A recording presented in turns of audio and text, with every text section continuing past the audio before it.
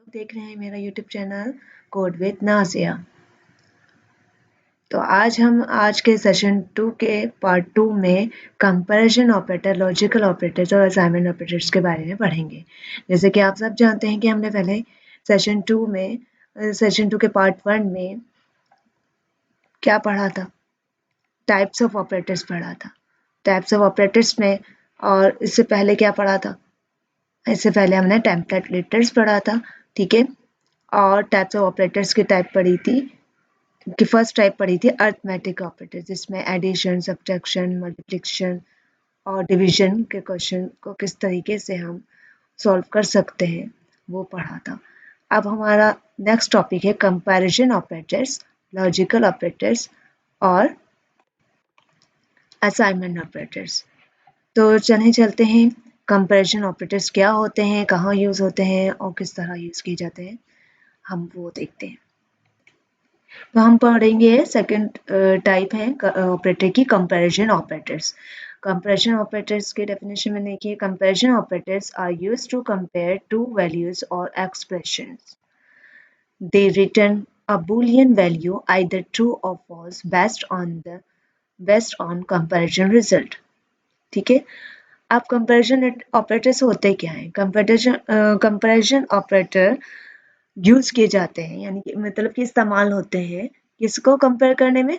To values को compare करने में, ठीक है। कंपैरिजन ऑपरेटर्स टू वैल्यूज को कंपेयर करने के लिए इस्तेमाल किए जाते हैं। अब टू वैल्यूज किस तरीके से? आइदर वो ग्रेटर देन है, इक्वल है या इक्वल टू नहीं है, इस तरीके से। और they return a boolean value either true or false based on the comparison result. Means कि इसका जो रिटर्न आंसर होता है वो बुलियन में होता है, बुलियन की वैल्यू में आता है, जैसे कि ट्रू या फॉल्स, ठीक है। अब ये क्या होते हैं, किस तरीके से होते हैं, इसके साइन भी मैं आपको आगे दिखाती चलूँ। नेम्स इसके इक्वल टू का साइन है, डबल इक्वल टू और नॉट इक्वल टू का साइन इस तरीके से है, ठीक है। और स्टैटिक इक्वल टू, इसमें 3 इक्वल टू आते हैं। और ग्रेटर देन यानी कि बड़ा है, और लेस देन छोटा है, इसका साइन लेफ्ट हैंड साइड पे आता है। ग्रेटर देन में अक्सर ये ग्रेटर देन और लेस देन में कंफ्यूजन होती है कि किस साइड पे जा रहा होता है ना। तो बचपन में तो आपने पढ़ा होगा, तब भी आपको बड़ा कंफ्यूज किया होगा, लेकिन अब आपको समझ जाना चाहिए। इसकी साइन रख लेना आप, ग्रेटर देन राइट हैंड की साइड पे होगा तो मीन्स ग्रेटर देन का साइन है, ठीक है। और अगर लेफ्ट हैंड साइड पे होगा तो मीन्स के ये लेफ्ट हैंड साइड पे है तो लेस देन कहलाएगा, यानी कि छोटा है। अब यहाँ पर ये इसका साइन ये वाला देखें, ग्रेटर और इक्वल टू, बड़ा है या बराबर है। राइट हैंड साइड पे बड़ा का ग्रेटर देन का मार्क आएगा, एरो आएगा, और फिर इजिकल टू, ठीक है। ये क्या कह रहा है कि बड़ा है या बराबर है, और ये लेस और इक्वल टू का साइन आ रहा है, लेफ्ट हैंड साइड पे आ रहा है तो यानी कि छोटा है या बराबर है। चलते हैं इसकी एग्जांपल देखने कि इसे विजुअल कोड में किस तरीके से हम सॉल्व करेंगे। हम यहाँ पर हमने एक फोल्डर बना लिया है, ठीक है, कंपैरिजन, लॉजिकल और अरिथमेटिक ऑपरेटर्स के लिए। तो हम इसको किस तरीके से खोलेंगे? वैसे ही फोल्डर बनाना है जिस तरह मैंने आपको पहले बताया था। इसको खोलने का तरीका, इसको खोला, यहाँ से ऊपर आप जाएंगे, यहाँ पर लिखेंगे क्या? CMD, ताकि कमांड प्रॉम्प्ट ओपन हो जाएगा। कमांड प्रॉम्प्ट ओपन हो जाएगा तो फिर आप यहाँ लिखेंगे CODE स्पेस डॉट, जिससे क्या होगा, विजुअल स्टूडियो कोड ओपन हो जाएगा। अच्छा जी,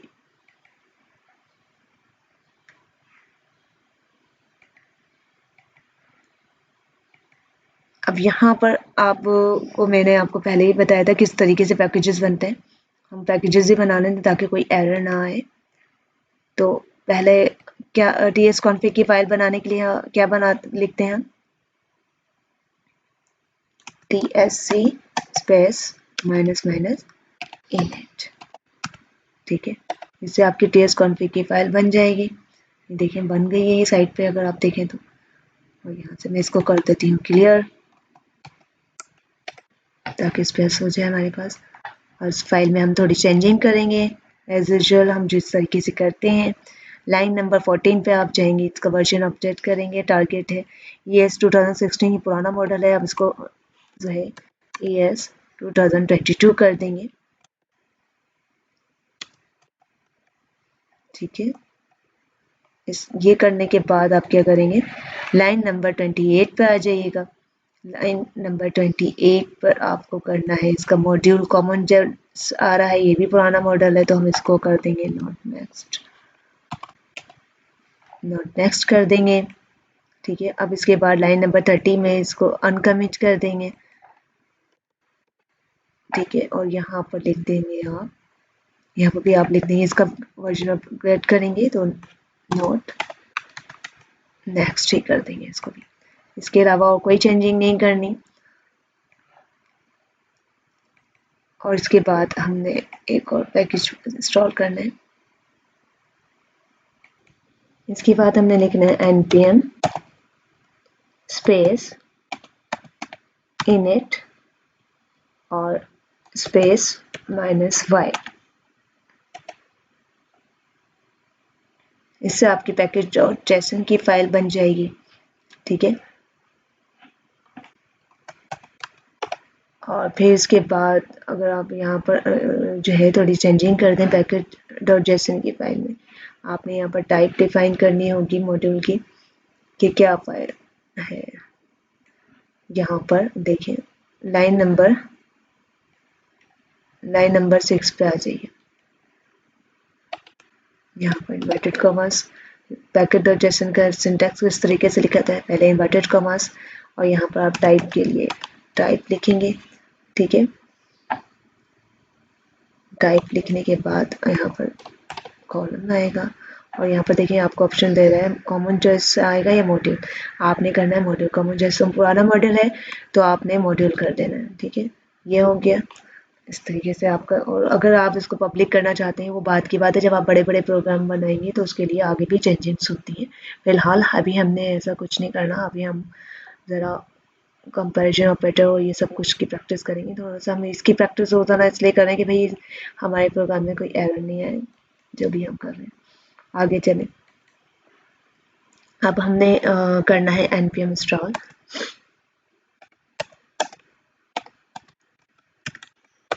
npm इंस्टॉल इंक्वायरर।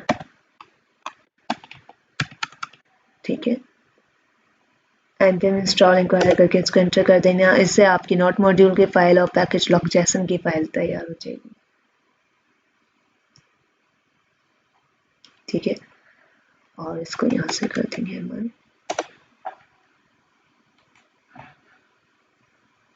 ये देखिए सही है। अब हमने जल्दी से फटाफट जो है ts की फाइल बना लेनी है। ठीक है, आप main.ts।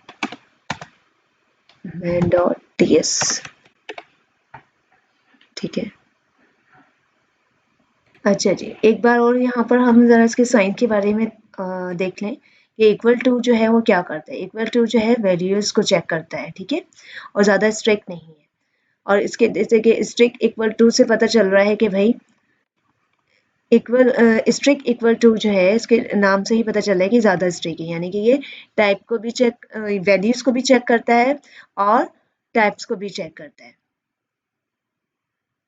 यहाँ पर ये नॉट इक्वल टू का मैंने आपको बताया कि बराबर नहीं है, ये साइन तो आपको समझ में आ गया। ग्रेटर देन आपका राइट हैंड साइड पे होगा तो वो बड़ा है की बड़ा है का नंबर आपको शो करेगा। ये इससे कोई भी नंबर या कोई भी वैल्यू से बड़ी है तो राइट हैंड साइड पे होगी तो वो क्या होगी, ग्रेटर देन होगी। और लेफ्ट हैंड साइड पे होगी तो क्या होगी, लेस देन है, यानी कि वो नंबर से छोटा है या नहीं है, छोटा है। ठीक है, छोटा है का साइन होगा। और ग्रेटर और इक्वल टू यानी कि बड़ा है या बराबर है, और लेस और इक्वल टू मीन्स छोटा है या बराबर है। अच्छा, तो हमें उस ऑपरेटर्स के साइंस को यहाँ हम ज़रा एग्जांपल के थ्रू समझते हैं ताकि हमें समझ में आ जाए कि क्या बात हो रही है। ठीक है, हम पहले वेरिएबल बना लेते हैं let num1। ठीक है, कॉलम नंबर में रखना है हमने तो हम नंबर में रखेंगे। सही है, कि टाइप जो है हमने नंबर में रखनी है और हम इसको वैल्यू दे देते हैं 10। और यहाँ पर इन्वर्टेड कॉमास हम नहीं लगाएंगे क्योंकि ये नंबर की टाइप है। ठीक है, आप आ जाए लेट num2 कॉलम इसकी वैल्यू भी हम नंबर कर देंगे, ठीक है। और यहाँ पर आ जाएगा इज इक्वल टू 5 और यहाँ पर जो है ना ऊपर इसके कॉलम्स को क्लोज कर देंगे, ना भी करेंगे तो उतना कोई फर्क नहीं पड़ेगा, लेकिन कर देते हैं। और इसको हम जो है कंसोल करवाते हैं, ठीक है, अपने तमाम ऑपरेटर्स के साइन को 1 बाय 1 करके। आप इस तरीके से भी लिख सकते हैं कंसोल डॉट लॉग, और आप अगर आपने इसके अंदर सिस्टम अच्छा रखा हुआ है, आपने इसका सही से अरेंज किया हुआ है, तो आप सिर्फ डॉट लिखेंगे, लॉग लिखेंगे तो आपका आ जाएगा क्या, कंसोल डॉट लॉग। सॉरी, ये डॉट हटा देते हैं। कंसोल डॉट लॉग के अंदर अब हम इसको नंबर को प्रिंट करवाना। आप क्या चाह रहे हो, आप चाह रहे हो कि num1 जो है ये चेक करना है कि num1 बराबर है या नहीं, ठीक है। आपने अगर यहाँ पर देखें तो मेरा साइन कहाँ गए, यहाँ पर यहाँ पर पहला जो है इक्वल टू हम चेक कर लेते हैं कि बराबर है या नहीं, ठीक है। इसके बाद num1 हम यहाँ पर सिर्फ वैल्यू चेक करेंगे, तो इसके लिए हम डबल इक्वल टू का साइन लगाएंगे, num2,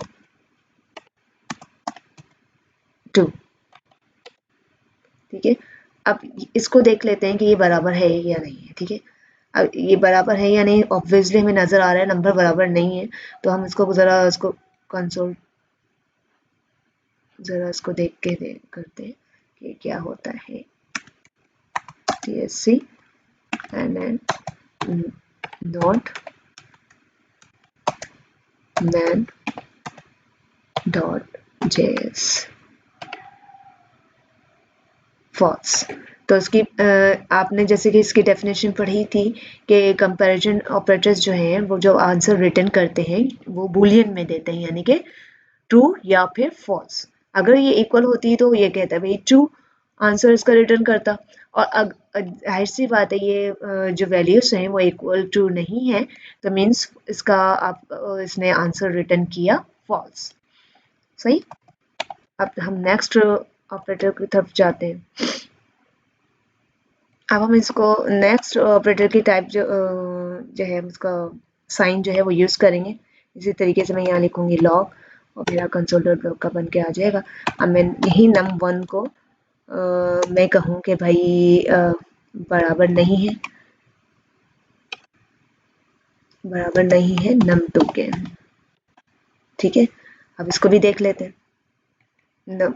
यहाँ पर मैंने इसको टाइप किया हुआ है, देख लेते हैं। तो आपका आंसर आ गया बुलियन में, कह रहा है ट्रू, मीन्स कि सही। आपका जवाब जो है वो दुरुस्त है कि वाकई में बराबर नहीं है, ठीक है। अब वापस आते हैं अपने, अब हम इसका दूसरा साइन यूज करते हैं जल्दी से। दूसरा साइन है कि भाई अब हम इसे स्ट्रिक्ट इक्वल टू लगाते हैं, ठीक है। num1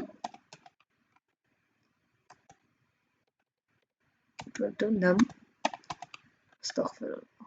ये आ गया num2, ठीक है। अब हम ये देखते हैं, हमने स्ट्रिक्ट इक्वल टू का साइन लगाया, तो देखते हैं ट्रिपल इक्वल टू। अब इसको हम जरा चला के देखते हैं क्या आंसर आता है हमारा, फॉल्स।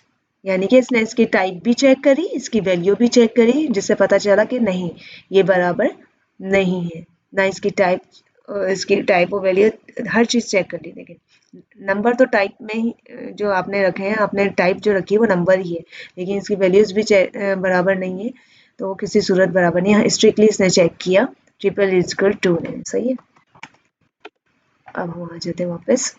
अब हम हमारा कौन सा साइन रह गया है, एक minute, log console dot log आ गया।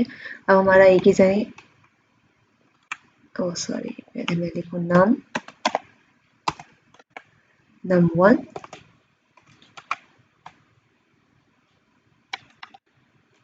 num2 के।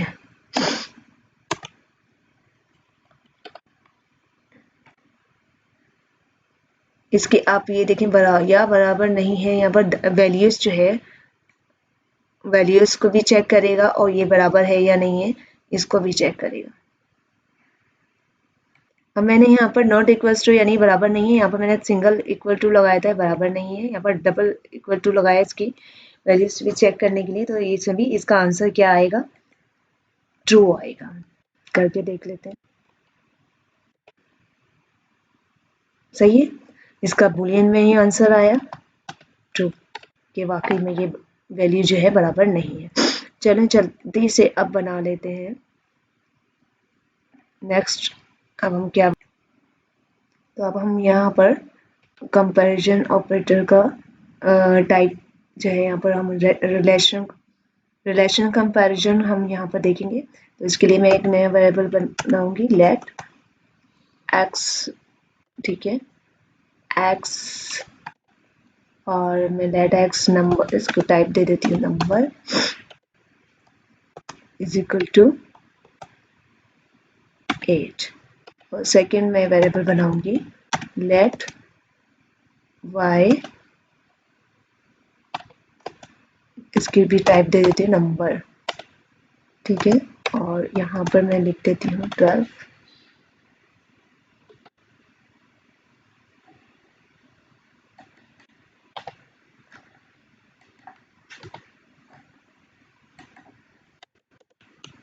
अब इसको कंसोल करवाते हैं, console.log राउंड ब्रैकेट,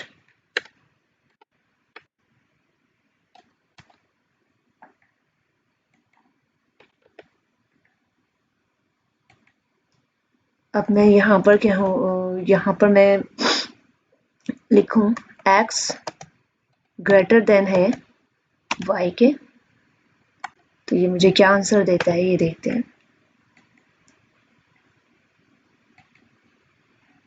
सॉरी, मैं इसको ज़रा करवा के देखती हूँ प्रिंट। तो इसने क्या आंसर प्रिंट करवाया, फॉल्स, ठीक है। अब मैं इसका आंसर आपको दिखाने के लिए ज़रा ऊपर वालों को कमेंट कर देती हूँ ताकि आपको ये क्लियर हो जाए। सही है, ऊपर वाले में इसको यहाँ पर इसको कमेंट कर देती हूँ। वो कमेंट कर दे तो हमें इसका आंसर पता चल जाएगा हमें किस चीज़ का आंसर मिल रहा है। ठीक है, दोबारा करते हैं।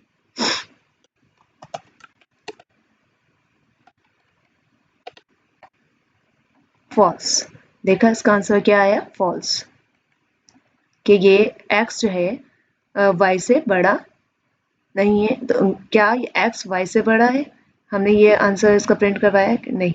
x में हमने क्या वैल्यू दी हुई है 8, y में हमने क्या वैल्यू दी है 12। क्या 8 जो है 12 से बड़ा है, यानी कि x की जो वैल्यू है वो y से बड़ी है। तो आंसर क्या आया हमारे पास, यहाँ पर इसका आंसर आया फॉल्स। ठीक है, अब हम सेकंड प्रिंट करवाते हैं।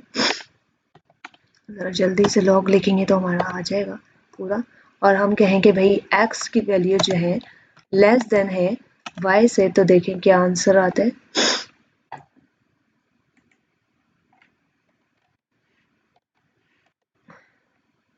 ट्रू, सही है, इसका आंसर आया बुलियन में, इसका आंसर क्या आया, ट्रू, कि x की वैल्यू 12 से x की वैल्यू जो है 12 से छोटी है। तो इसका आंसर क्या आ गया, ट्रू। यहाँ लिख लेते हैं ताकि हमें याद रहे। नेक्स्ट हम इसको कंसोल करवाते हैं। ठीक है, हमारे पास जी, अब मैंने यहाँ पर लिखा है कि भाई x जो है ग्रेटर देन है या बराबर है, तो इसका भी आंसर हम यहाँ पर चेक कर लेते हैं हाथ के हाथ। तो ये आया फॉल्स, इसने आंसर आपको क्या दिया, फॉल्स, कि ये ना तो ये 8 की जो x की जो वैल्यू 8 है और y की जो वैल्यू 12 है, ना तो ये ग्रेटर है 8 y से, x y से ना तो ग्रेटर है ना ही बराबर है। तो इसका आंसर आपका क्या आ गया, फॉल्स। सही है, अब हम ज़रा नेक्स्ट जो है कंसोल करवा के देखते हैं। यहाँ पर हम लिखते हैं x, हमारे पास कौन सा साइन रह गया भाई, हाँ ग्रेटर देन हो गया है। अब लेस देन करते हैं, लेस देन है या इक्वल है y से, तो इसको भी देख लेते हैं, चेक कर लेते हैं कैसे होगा ये। यहाँ से फिर इसको रिमूव करते हैं, इसका आंसर आ गया ट्रू। ठीक है, तो इसने ट्रू में आंसर आपको रिटर्न किया। ठीक है, आपने यहाँ पर इसको कहा कि ये x की जो वैल्यू है ये छोटी है 12 से, ये प्रिंट करवा दो, या फिर अगर आंसर मेरा दुरुस्त है तो ये प्रिंट करा दो कि भाई जो डी तो ट्रू, और अगर बराबर नहीं है तो भी ट्रू पास करेगा, क्योंकि यहाँ पर जो है लेस देन है या बराबर है, तो दोनों में से अगर कोई भी एक आंसर होगा तो यहाँ पर ट्रू ही मेंशन करेगा। अगर आपका एक आंसर ट्रू है तो ये ट्रू ही मेंशन करेगा यहाँ पर, ठीक है। यहाँ पर इसलिए इसका आंसर क्या आया, ट्रू। अब हमने पढ़ लिया कि भाई ये अपने ऑपरेटर्स के क्या कंपैरिजन ऑपरेटर्स क्या होते हैं और किस तरीके से ये काम करते हैं और कहाँ काम करते हैं, ठीक है। ये पढ़ लिया। अब हम आ जाते हैं जल्दी से अपने नेक्स्ट टॉपिक की तरफ, लॉजिकल ऑपरेटर, जो कि बहुत ही इंपॉर्टेंट रहने वाला है। Logical operators are like decision making tools, यानी कि ये डिसीजन मेकिंग टूल्स होते हैं। और सेकंड है logical operators help us make smart decisions in our programs by combining different conditions, ठीक है। और थर्ड पॉइंट है हमारा, they help us express complex conditions more clearly and efficiently। अच्छा जी, फर्स्ट लाइन है logical operators are like decision making tools, यानी कि इससे हम क्या कर रहे होते हैं, लॉजिकल ऑपरेटर्स के थ्रू हम अपने डिसीजन को कंट्रोल कर रहे होते हैं। अब इसके बाद हमने यहाँ पर क्या करते हैं, logical operators help us make smart decision in our programs by combining different conditions, यानी कि हम कंबाइनिंग डिफरेंट कंडीशंस को कंबाइन करके एक स्मार्ट डिसीजन बना सकते हैं। और लास्ट लाइन है हमारी इसकी, दे help us express the complex conditions more clearly and efficiently, यानी कि हमारी ये कॉम्प्लेक्स कंडीशन को एक्सप्रेस करती है कंडीशंस को।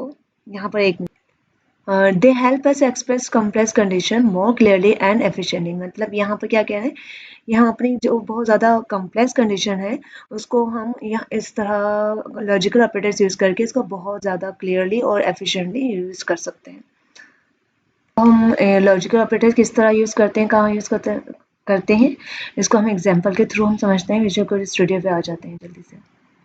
लॉजिकल ऑपरेटर्स के एग्जांपल्स को हम आगे करने से पहले हम इसको लॉजिकल ऑपरेटर्स के साइंस को देख लेते हैं। लॉजिकल एंड, यानी कि डबल एंड का जो साइन है ये लॉजिकल एंड का साइन है, और लॉजिकल और का साइन इस तरीके से टू पाइप्स स्टैंड है, ठीक है। यहाँ पर लॉजिकल नॉट जो है ये आपको नहीं का साइन बता रहा है, ठीक है। और यहाँ पर आपको समझ में आ गया, लॉजिकल एंड के लिए डबल एंड लगाते हैं, लॉजिकल और के लिए हम डबल पाइप स्टैंड कर रहे होते हैं, और लॉजिकल नॉट के लिए एक्सक्लेमेशन मार्क लगा रहे होते हैं, ठीक है। लॉजिकल ऑपरेटर्स की थ्री काइंड्स होती हैं, थ्री टाइप्स होते हैं, लॉजिकल एंड, लॉजिकल और लॉजिकल नॉट। और इसको किस तरीके से इस्तेमाल करते हैं, आज चलें विजुअल स्टूडियो कोड में देखते हैं हमने किस तरह इस्तेमाल करते हैं। अच्छा जी, यहाँ पर लॉजिकल ऑपरेटर्स के कुछ वेरिएबल्स बनाए हैं मैंने। लेट की वैल्यू, लेट का वेरिएबल बनाया, एक वेरिएबल बनाया एक्स के नाम से, ठीक है। और इसको हमने टाइप दिए नंबर, और मैंने यहाँ 5 लिख दिया लेट। फिर यहाँ पर एक और वेरिएबल वाई के नाम से बनाया, उसको हमने टाइप दी नंबर 10, नंबर की इसकी टाइप दी और उसकी वैल्यू हमने 10 लिखी। और फिर लॉजिकल ऑपरेटर हमारे पास, हमने इसको इसकी टाइप को यूज़ करा एंड को, ठीक है। कंसोल डॉट लॉग में एक्स जो है इक्वल टू है डबल इक्वल टू है 5 के, यानी कि x की जो वैल्यू है हमारी 5 है, और एंड और y की वैल्यू हमारे पास 10 है। क्या ये ट्रू है? जाहिर सी बात है ये ट्रू है। x की वैल्यू हमारे पास 5 है और y की वैल्यू भी 10 है। और यहाँ पर हमने फिर दोबारा प्रिंट करवाया कि x की वैल्यू 5 है, ठीक है, और y की वैल्यू 20 है। तो जाहिर सी बात है y की वैल्यू तो 20 नहीं है, 10 है, तो ये फॉल्स हुआ। आइए इसको प्रिंट करवा के देख लेते हैं।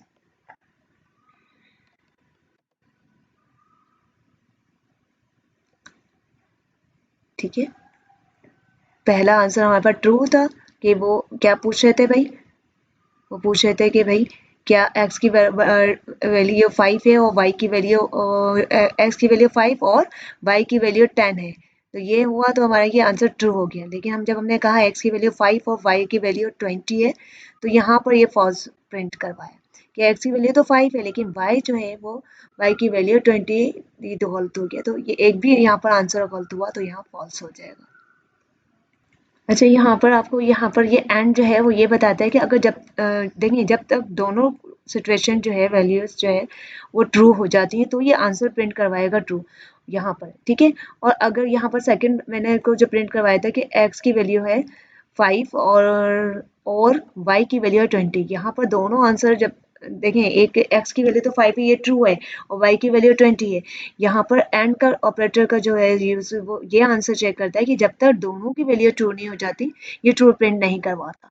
एक एक भी वैल्यू फॉल्स हुई तो फॉल्स ही प्रिंट करवाएगा, यानी कि एंड जो है जब तक दोनों ही वैल्यू ट्रू हो तभी ट्रू जो है वो प्रिंट करवाएगा, वरना तो अगर एक भी वैल्यू फॉल्स हुई तो ये फॉल्स प्रिंट करवाएगा। अब यहाँ पर मैंने लॉजिकल और का जो है साइन यूज़ करा है, लॉजिकल ऑपरेटर में और का साइन जो है यूज़ किया है, इसको प्रिंट करवाया है कि x की वैल्यू जो है हमारे पास 5 है और यहाँ पर ये और का साइन है, या y की वैल्यू 20 है। तो हमने ऊपर वेरिएबल में क्या करवाया था, क्या स्टोर करवाया था, x में 5 और y में 10। तो क्या ये या ये बरा x की वैल्यू 5 है, ये ठीक है, या y की वैल्यू 20 है, ये ठीक है। तो इसमें क्या है जी, यहाँ पर इसने ट्रू जो है इसकी वैल्यू जो है प्रिंट करवा दी, इसका आंसर जो है रिटर्न किया ट्रू में कि x की वैल्यू 5 है और y की वैल्यू यहाँ पर 10 है, हमने वेरिएबल में स्टोर करवाई थी, लेकिन यहाँ पर हम ये चाह रहे हैं कि x की वैल्यू जो है 5 या y की वैल्यू 20 है, ये ठीक है आंसर या नहीं। अब देखेंगे यहाँ पर x की वैल्यू तो 5 है, y की वैल्यू 20 आ रही है, लेकिन यहाँ पर एक आंसर दुरुस्त है जिसकी वजह से हमारा जो है इसका बुलियन जो है ट्रू में ही आंसर रिप्लाई करेगा। यहाँ पर एंड का जो ऑपरेटर है और का ऑपरेटर जो है बिल्कुल एंड का ऑपरेटर में क्या हो रहा था कि जब तक एक दोनों वैल्यू जो है वो ट्रू नहीं हो जाती ये ट्रू प्रिंट नहीं करवाता। अगर एक भी वैल्यू जो है फॉल्स हो जाती है तो ये फॉल्स ही प्रिंट करवाता है। लेकिन यहाँ पर अपोजिट है इसके कि भाई अगर यहाँ पर एक एक भी वैल्यू ट्रू हो जाती है तो ये ट्रू ही प्रिंट करवा देगा। अगर यहाँ पर जो है जब तक दोनों वैल्यू फॉल्स नहीं हो जाएंगी ये फॉल्स प्रिंट नहीं करवाएगा। ये है यहाँ पर सीन है, समझ में आ गई। लॉजिकल ऑपरेटर्स एंड में और में ये फर्क है। क्या डिफरेंस है, डबल एंड जो है वो क्या करता है जब तक दोनों वैल्यू जो है वो बिल्कुल सही नहीं होती, जब तक ये ट्रू नहीं होती वो ये ट्रू प्रिंट नहीं करवाता। अगर एक भी फॉल्स हुई तो ये फॉल्स ही प्रिंट कराएगा, चाहे वो एक वैल्यू ट्रू हो या सेकंड वैल्यू जो है फॉल्स हो, तो ये फॉल्स ही प्रिंट कराए। इसके लिए क्या ज़रूरी है, एंड के लिए दोनों ही वैल्यूओं का जो है वो सही होना, बराबर होना जो है ज़रूरी है, ट्रू होना ज़रूरी है। और यहाँ पर और में क्या है, अगर यहाँ पर एक भी वैल्यू जो है वो ट्रू है तो ये आपको ट्रू प्रिंट करवा देगा, और यहाँ पर जब तक दोनों वैल्यू फॉल्स नहीं होंगी ये फॉल्स प्रिंट नहीं करवाएगा। अच्छा जी, अब हम यहाँ पर जो है ये वाली ऑपरेटर की साइन को हम चेक करेंगे एग्जांपल के थ्रू। लॉजिकल नॉट, अब लॉजिकल नॉट जो है वो किस तरीके से काम करता है, वैसे ही काम करता है, नॉट इक्वल टू की तरह ही काम करता है, लेकिन यहाँ पर मैंने यहाँ पर एक वेरिएबल बनाया है चेक वार के नाम से, और मैंने इसको वैल्यू जो है स्टोर करवा दी फॉल्स। अब मैं यहाँ पर इफ़ का जो है कंडीशन यूज़ करते हुए यहाँ पर मैं जो है इसका वेरिएबल को चेक करने के लिए कि भाई इसकी वैल्यू को चेक करने के लिए कि ये जो है इसको हम क्या करेंगे, नॉट, और ये मैंने ये जहाँ पर ये स्टोर करवाई हुई है वैल्यू चेक वार पे, तो यहाँ पर मैंने लिखा नॉट चेक वार, मैंने इसको चेक करना है, इसको प्रिंट करवाऊंगी कंसोल डॉट लॉग, और फिर यहाँ पर मैं यहाँ पर एक टेक्स्ट एंटर करूंगी कि true check var is not true. अब ये आपको आगे बताएगा ये क्या करता है। अच्छा जी, यह नॉट का जो ऑपरेटर है कि इसका मतलब क्या है, नॉट ट्रू। अब मैंने यहाँ पर इसको वैल्यू सेव कराई है फॉल्स, और यहाँ पर मैं लिख रही हूँ ट्रू, तो नॉट ट्रू जो है आपको बताएगा कि ये सच नहीं है। तो मुझे यहाँ पर ये स्टेटमेंट ये यहाँ पर ये प्रिंट करवा देगा, true check var is not true, ठीक है। तो जैसे ही कंडीशन जो है नॉट ट्रू, जैसे ही कंडीशन ट्रू होगी तो ये वाला मैसेज प्रिंट हो जाएगा कि हमने तो जाहिर सी बात है चेक वॉर में फॉल्स की वैल्यू जो है स्टोर करवाई थी, और नॉट ट्रू इसका मतलब क्या होता है साइन का, नॉट ट्रू। तो जैसे ही नॉट ट्रू वाली जो है आप आएगी वैल्यू तो हम ये यहाँ पर ये प्रिंट करवा देगा कि true check var is not true.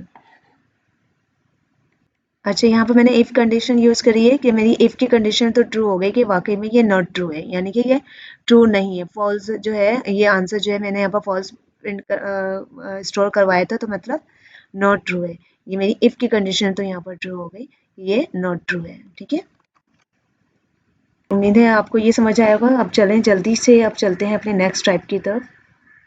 Ji, assignment operators, हमारी 4 टाइप्स क्या है? Assignment operators. Assignment operators are used to assign values to variable. They are They are shorthand notation to perform an operation on a variable and then assign the result back to the same variable. ये हमारी operator की last type है, assignment operators. और जैसे कि आपने देखा होगा कि जितनी भी हमारे असाइनमेंट ऑपरेटर की टाइप है, उसके जो नाम है वही उनके काम होते हैं।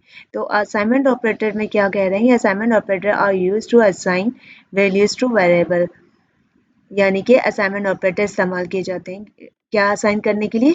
वैल्यूज असाइन करने के लिए, वेरिएबल की वैल्यूज को असाइन करने के लिए इस्तेमाल किए जाते हैं।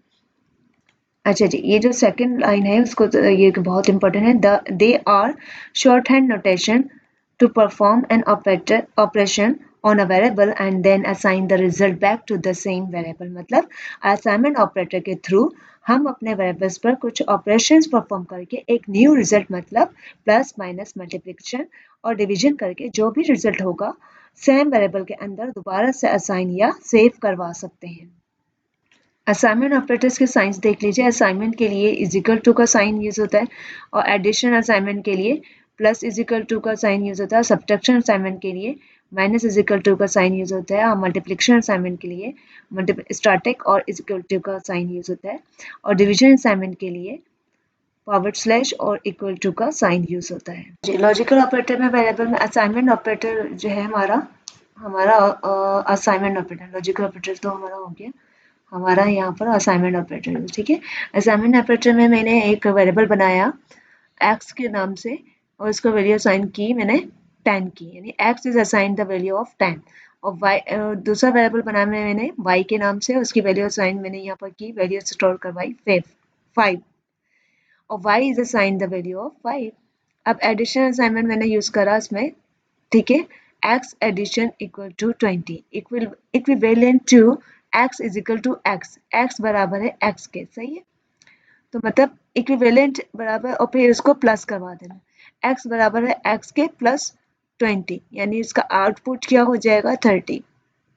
x की वैल्यू मैंने ऊपर क्या स्टोर करवाई थी 10, x हमारा क्या हो गया x is equal to x, यानी कि x is equal to x कितना हो गया 20, और फिर इसको मैं प्लस करवाऊंगी तो फिर वो क्या हो जाएगा, एक जब प्लस का साइन करूंगी तो उसमें 10 इसमें ऐड हो जाएगा, यानी 30 हो जाएगा।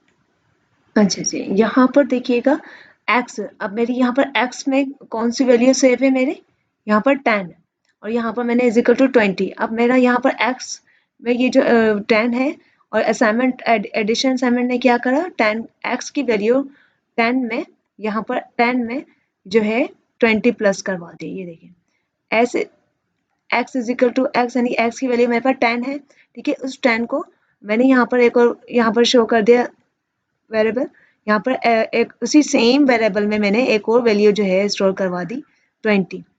तो ये x के साथ ये 20 को यहाँ पर प्लस कर देगा। मैंने एक और वेरिएबल इसको यहाँ पर असाइन किया x में, उसी सेम वेरिएबल में जो मैंने एक वेरिएबल बनाया था x के नाम से, सेम वेरिएबल में मैंने एक वैल्यू उसमें स्टोर करवाई 20 की।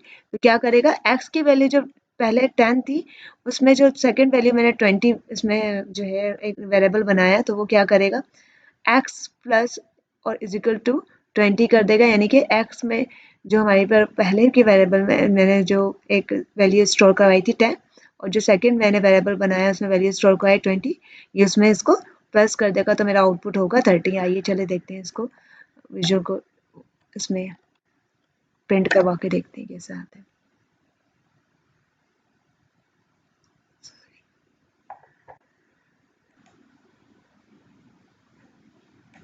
तो यहाँ पर मैंने x की यहाँ पर वैल्यू मेरे पर 10 जो है मैंने स्टोर करवाई थी, लेकिन दोबारा मैंने जब इसको इसी वेरिएबल को सेम जो नेम था वेरिएबल x का, मैं सेम वेरिएबल के अंदर मैंने एक और वैल्यू उसमें सेव कराई 20। तो अब मेरा पास जो वेरिएबल असाइन होगा उसका वो 30 की वैल्यू जो है उसमें जो है वेरिएबल स्टोर होगी, यानी कि असाइन होगी। अब यहाँ पर मैंने सब्ट्रैक्शन असाइनमेंट बनाया है x minus is equal to 2, यानी equivalent to x is equal to x minus 2, और इसका आउटपुट होगा 28। अच्छा, यहाँ पर जैसे कि मेरा यहाँ पर जो वेरिएबल मैंने इसमें करवाया था, हमारे पास वेरिएबल एक्स में की वैल्यू क्या बन गई थी, 30 बन गई थी। अब इसी में मैं जो है माइनस इज इक्वल टू करवाऊंगी, तो मेरा पर आउटपुट क्या हो जाएगा, 30 में से -2 जो हो जाएगा, तो वो उसका वेरिएबल में मैंने क्या करा, क्या चेंजिंग की, वो आ गई यहाँ पर 28। ठीक है, हमने यहाँ पर वेरिएबल जो है असाइनमेंट के जो है इसमें जो है चेंज करवा सकते हैं, इसमें स्टोर करवा सकते हैं। हमने सेम वेरिएबल में रहते हुए हमने इसके वेरिएबल को असाइन किया दोबारा, और उसमें दोबारा उसको असाइन करवाया या उसको स्टोर करवाया यहाँ पर 20। तो हमने इसको एडिशन करवाना था 20 में। ठीक है, तो हमारे पास इसका क्या वेरिएबल बन गया, 20। अब हमारे पास नया वेरिएबल क्या बन गया, 30। अब हमने अब इसी को हम सब्ट्रैक्ट इसी पर, जब हमारा नया वेरिएबल बनेगा वो 30 से बनेगा, एक्स का वेरिएबल 30 हो जाएगा। तो हम इसी में से 30 में से -2 करवा देंगे, तो हमारा नया वेरिएबल क्या बन जाएगा, 28 का। उसका आउटपुट क्या आएगा, 28। X is equal to X -2, 28 बन जाएगा। अब यहाँ पे मैंने मल्टीप्लिकेशन असाइनमेंट करना है, इसके लिए मैंने एक न्यू वेरिएबल इसमें स्टोर करवाया है, c इज इक्वल टू 6। यानी कि मैंने c के नाम से एक वेरिएबल बनाया, इसमें मैंने एक वैल्यू इसमें जो है असाइन कर दी 6 की। ठीक है, एक सेकेंड वेट, बाकी ऊपर जो है वेरिएबल मेरा चला गया है, सॉरी। ठीक है,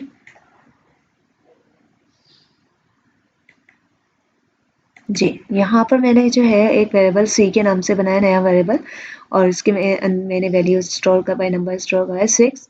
और यहाँ पर मैं इसको मल्टीप्लिकेशन के साइन ऑपरेटर का साइन यूज़ करते हुए यहाँ पर मैं क्या करूँगी, स्टैटिक इज इक्वल टू 4, यानी कि equivalent to c is equal to c equal to c और मल्टीप्लिकेशन बाय 4, तो 6 4 24 हो जाएगा। अच्छा जी, मल्टीप्लिकेशन असाइनमेंट में मैंने सी के नाम से एक वेरिएबल बनाया था, इसमें मैंने एक वैल्यू स्टोर करवाई थी, असाइन करवाई थी 6 की। अब मैं सेम वेरिएबल में रहते हुए मैं एक न्यू वैल्यू जो है इसमें असाइन करवाऊँगी, और इसको स्टोर यानी असाइन करवाऊँगी या स्टोर करवाऊँगी। तो सी मल्टीप्लिकेशन इज इक्वल टू 4। तो मेरे पास अब जो है यहाँ पर क्या हो जाएगा, इससे क्या होगा, यहाँ पर मेरे पास एक न्यू जो है इसमें वैल्यू जो है असाइन हो जाएगी, एक न्यू वैल्यू इस असाइन या स्टोर हो जाएगी। तो c is equal to C is multiplication by 4, यानी c जो है c is equal to C होगा, और तो मल्टीप्लिकेशन बाय 4, 6 4 जा 24। अब यहाँ पर मेरे पास न्यू जो इसके अंदर वैल्यू असाइन होगी, वो सी की जो जो वैल्यू असाइन होगी वो क्या हो जाएगी, 24। इस तरह से हम जो है डिफरेंट ऑपरेटर्स यूज़ करके उसके अंदर आप न्यू वैल्यू असाइन करवा सकते हैं। यहाँ पर जिस तरह मैंने मल्टीप्लिकेशन असाइनमेंट में एक वैल्यू स्टोर करवाई, फिर उसके बाद एक न्यू वैल्यू स्टोर करवा कर एक वैल्यू स्टोर करवा दी, फिर मैंने दोबारा से उसी सेम वेरिएबल में रहते हुए एक न्यू वैल्यू असाइन करवाई, और इस तरीके से क्या होगा, ये मेरे पास जो है एक न्यू जो है वैल्यू असाइन या स्टोर हो जाएगी इस मेथड के थ्रू। हम इस तरह से एक नई वैल्यू जो है सेव, स्टोर या असाइन करवा सकते हैं। अब इसी तरीके से मैंने एक और अब हमने डिवीजन असाइनमेंट ट्राई किया। अब डिवीजन असाइनमेंट में हमने क्या करा कि मैंने एक वेरिएबल डी के नाम से बनाया, और उसमें मैंने एक वैल्यू असाइन कर दी, या असाइन या स्टोर या सेव कह रहे हैं, इसे मैंने 20 की वैल्यू जो है असाइन कर दी। अब मैं इसमें एक न्यू वैल्यू जो है असाइन या इसको स्टोर करवाना चाह रही हैं, तो मैं क्या करूँगी कि अब यहाँ पर मल्टीपल डिवीजन के असाइनमेंट के थ्रू किस तरीके से करेंगे, डी का जो वेरिएबल था उसी सेम वेरिएबल में रहते हुए मैंने डिवीजन का साइन लगाया, forward slash is equal to 5, यानी कि ये क्या करेगा, equivalent to D is equal to D. ठीक है, डी की वैल्यू बराबर है डी के। अब वो इसको जो वैल्यू डी की है उसको 5 से क्या कर देगा, ये जो न्यू मैंने इसमें वैल्यू असाइन करी 5 से, इसको 20 को 5 से क्या कर देगा, डिवाइड कर देगा। तो क्या मेरा आउटपुट क्या आएगा, तो मेरा आउटपुट क्या आ जाएगा, 4। 5 4 ज़ा 20, मेरा आउटपुट क्या आ जाएगा, 4। यानी कि मेरे पास एक न्यू जो वैल्यू असाइन हो जाएगी या इसमें सबमिट हो जाएगी, वो क्या हो जाएगी, वो 4 हो जाएगी। यानी कि 4 जो है इसके हम न्यू वैल्यू असाइन हो जाएगी, इसमें से स्टोर हो जाएगी। इस तरीके से हम मुख्तलिफ जो है वैल्यूज जो है असाइन सेव या स्टोर करवा सकते हैं वेरिएबल में, सेम वेरिएबल में रहते हुए। तो फ्रेंड्स, आप लोगों को ऑपरेटर्स का अच्छे से समझ में आ गया होगा। अब यहाँ पर हमारा लास्ट जो था असाइनमेंट ऑपरेटर, ये भी यहाँ पर अब मुकम्मल हुआ। आप लोग भी इसी तरीके से एक एक जो एग्जांपल की प्रैक्टिस करके आप लोग भी अच्छे से इसको रिवाइज कर सकते हैं कि किस तरीके से कौन सा ऑपरेटर कहाँ किस तरीके से यूज़ हो रहा है। उम्मीद है कि आपको ये मेरी वीडियो पसंद आई होगी। तो और अगर पसंद नहीं आई होगी तो इसके लिए कुछ नहीं किया जा सकता, लेकिन आप प्रैक्टिस पे है, आप जितनी प्रैक्टिस करेंगे उतना ही आपको समझ में आएगा।